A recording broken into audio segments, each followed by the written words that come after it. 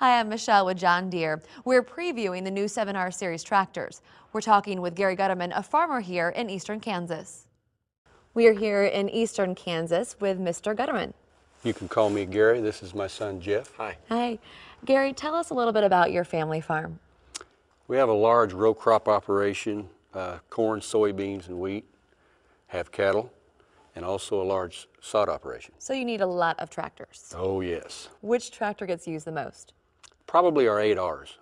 What about these tractors? These are just to look at. So you don't drive them? Maybe in a parade or two. So did you restore them? I guess you could say it's my hobby. I'd call it an obsession. So how long does it take to restore a tractor like this? If you could work on one every day, probably about 2 months. What is it about restoring tractors that you find so interesting?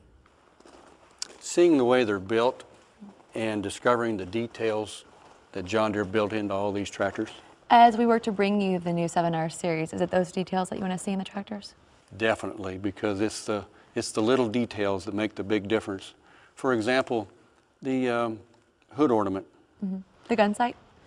You might call that first generation guidance, because you would line that up with a point on the other end of the field, and that's how you would create a straight row. I know it's much easier now with GPS, but it is Oh, for sure. but it is a symbol of what John Deere stands for. John Deere is a symbol of commitment to the farmer. And making your job. Easier, better, faster, and more efficient. And there's another reason that you like to restore tractors. Tell us about that. My dad came home from World War II and he bought 2 John Deere Bs to farm with. And when you use those tractors to make a living, support your family, you form a bond. They're like a member of your family? Pretty much. He treats them better than his own kids.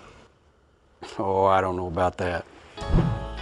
Oh, honey, I know he hurts your feelings, but don't you pay no attention to him because he doesn't understand what kind of a relationship you and I have.